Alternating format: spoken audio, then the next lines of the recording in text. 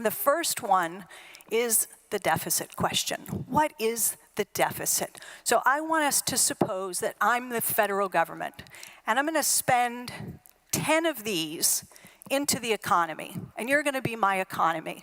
So I'm going to spend these 10 into the economy, and this handsome young man, my husband, is going to take these 10, right? And so I just spent 10 into the economy. So there they are, right? They're there, and they're here with him. But now I'm the government, so I'm going to tax some of those away. So give me back 4. I'm going to take 4.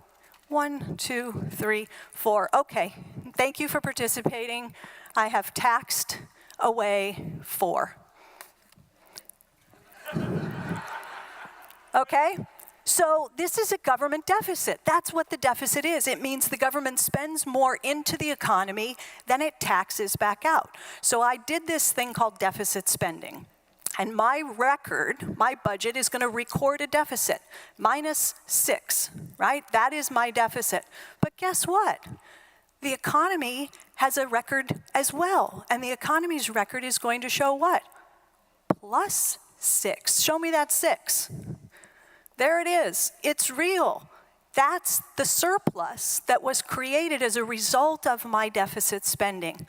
So my deficit, my red ink, is your black ink. Okay, here it is with actual historical data for the US going back to 1960. The red line is my account balance. Okay, the red line is my financial balance.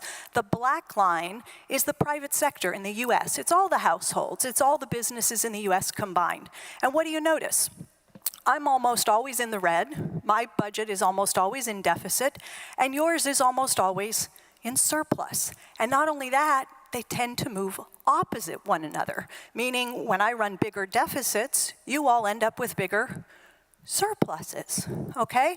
So my red ink is your black ink. So when you see a headline like this one, right, from the Wall Street Journal just a few days ago, trillion-dollar deficits could be the new normal. This is meant to shock and frighten. Trillion-dollar deficits could be the new normal, but take a breath. And read it this way. Watch the word deficit. Don't you feel better? Don't you feel better? Trillion-dollar surpluses could be the new normal. Oh, all right.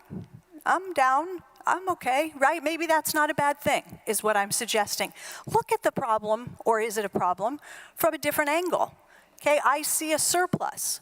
I see a deficit. Well, stand over here, right? Because if you see a deficit, you're looking at it from the perspective of the federal government. But look at it from your perspective. You're in the private sector. If you look at it from your perspective, you don't see the deficit, you see the surplus, okay? Because that's what's accumulating as a result. So, whoops, want to back up just one. So now let's talk about, we know what the deficit is. We know that my deficits become your financial surpluses. Let's talk about the national debt. What is the national debt? So remember, I ran this thing called a budget deficit. I spent 10 into the economy, I only taxed 4 back. I left him with 6. But when I run deficits, I borrow, okay? That's how the federal government currently does things. And so if I deficit spend 6, then I borrow 6. So I've got 6 of these things. Yes, I do, 6 of these things. And I'm going to sell him these things called treasury bonds. So he's going to give me the money that I gave him, and I'm going to give him the treasury bonds. So that cash now is gone, and we have swapped it for treasury bonds. And that's what the national debt is. The national debt is all of the outstanding treasury bonds that the government spent the money into the economy, didn't tax it back, and then traded the cash for a different financial instrument called a security, a government bond, okay?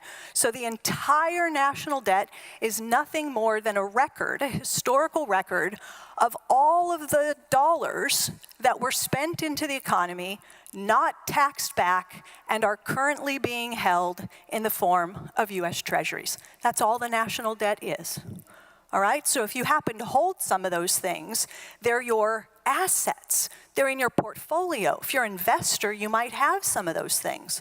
Okay, they're very nice to have. They're safe. They're liquid, they're default risk-free. They help you diversify your portfolio. You can take risks elsewhere, but you can hold some treasuries, right? And they pay interest. And so if you see this clock up here, I took a snapshot yesterday.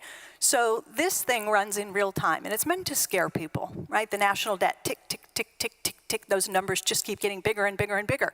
Well, look, now that you know what the national debt is, nothing more than the historical record of all of the dollars that were spent into the economy and not taxed back, currently being held in the form of Treasury securities, you can look at that debt clock and watch the name.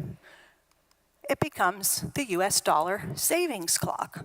So now we don't have to get so anxious because it doesn't have the word debt any longer. Now we know it's just an asset clock. Okay, it's recording all of the dollars that are currently being held in the form of treasuries as somebody's savings. So now don't you feel better? Okay, see, I see smiles and heads nodding. So we're already making progress in group therapy.